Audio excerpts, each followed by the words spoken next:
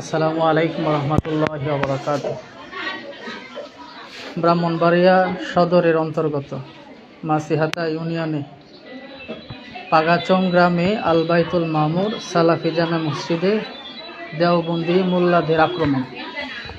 তাদের আক্রমণে মসজিদের বর্তমান যে দোকানে আমরা সালাত আদায় করতাম সেই জায়গাটাও তারা ভেঙে ফেলেছে।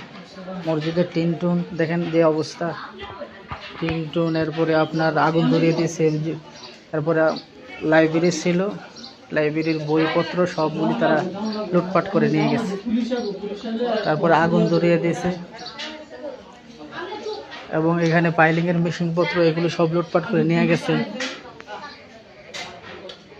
তারপরে মানুষকে আহত করা হয়েছে। বিচার আল্লাহর কাছে দিলাম, কারণ আল্লাহ তাআলা বিচার করবে।